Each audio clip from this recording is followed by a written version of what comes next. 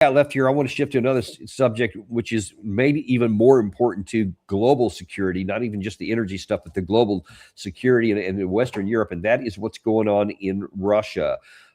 So, just in this is today's Russian news here in the last number of hours here. First of all, Sergei Narushkin, who's the director of the Russian Foreign Intelligence Services, said that according to him, the drums of war are now sounding especially loudly on the European continent, and thus a collision with Russia is actively incited by Britain. We have subsequent to that, again today, we have Ambassador Polyansky, who was on our show about a week or so ago saying some of these things. He has now escalated some of those.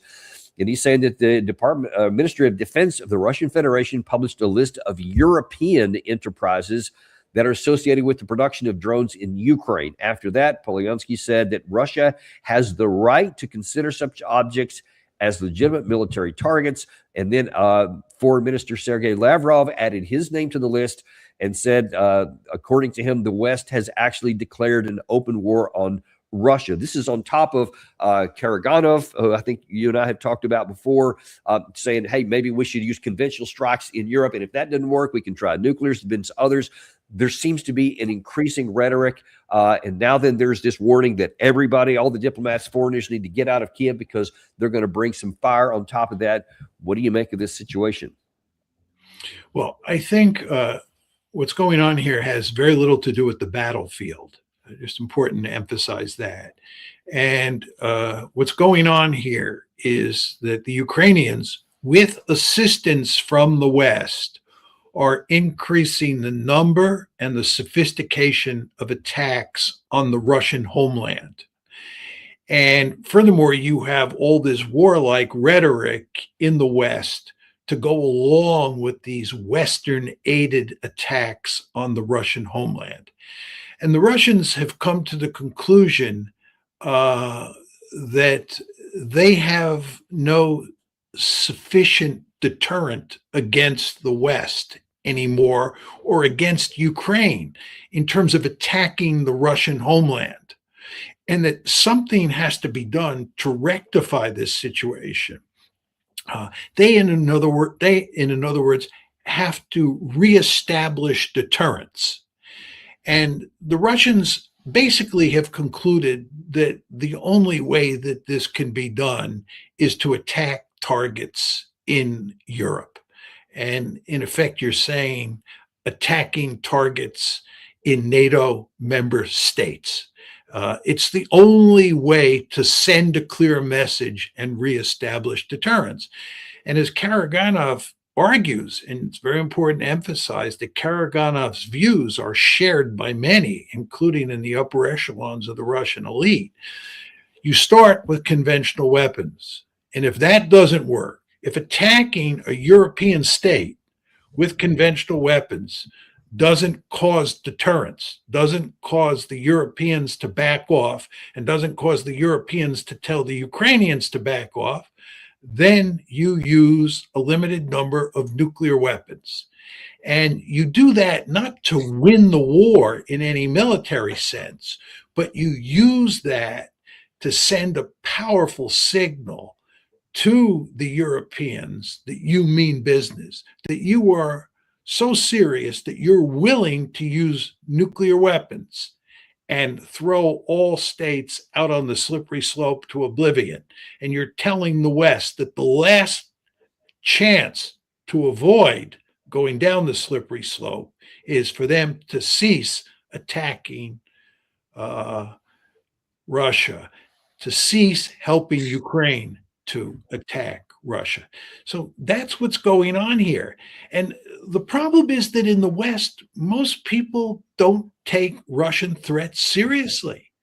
And they think, people in the West think, and the Ukrainians think, that you can continue to poke the Russians in the eye. And when they complain or say that they're going to take drastic action against you, you can just brush it off. They won't do that. They haven't done it in the past. They won't do it now. So let's just keep poking them in the eye. And Karaganov says, this is what's going on. And what is really going on when you strip away all the layers of the onion is they don't respect the fact that we're a nuclear power. They don't respect the fact that we live in a nuclear age. They don't think we would use nuclear weapons.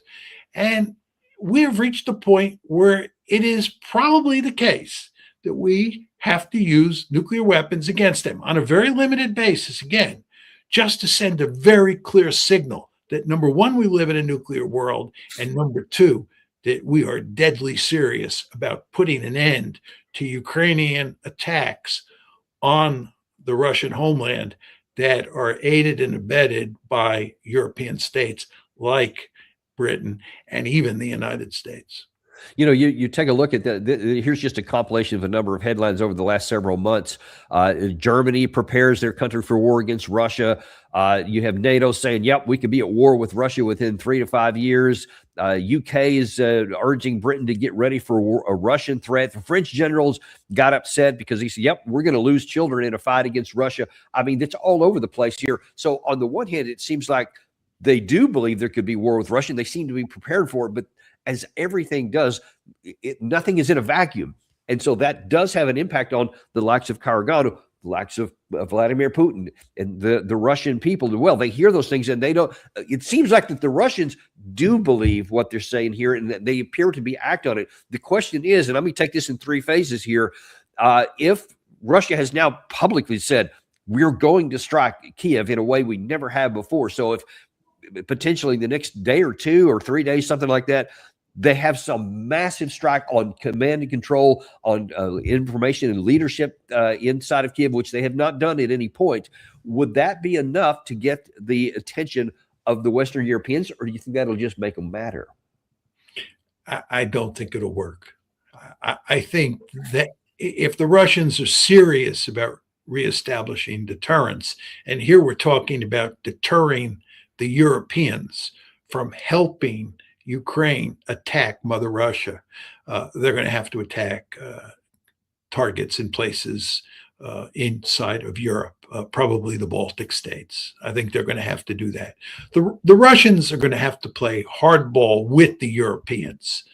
Playing hardball with the Ukrainians doesn't matter. The Ukrainians have suffered enormously up to this point, and they managed to hang in the fight, and the Europeans continue to assist them. So I think, even a massive bombing campaign against Kiev won't do the job. So that's a pretty sobering statement. So you're arguing, or your assessment is that the current batch of European leaders, whether we're talking about Starmer, Merz, Macron, Ursula von der Leyen, Mark Rutte, et cetera, that they can't be deterred, and they are going to continue helping Ukraine, even if you have a big bombing campaign here, even with this threat that they could strike European capitals or European targets here. Does that imply that you think that these Europeans, they just don't believe that Russia would do outside of Ukraine? How do you assess that? Well, I actually think, just listening to the European elites and many in the United States as well speak, that they don't fully grasp that we're dealing with a nuclear armed adversary here, and that this is an extremely dangerous situation.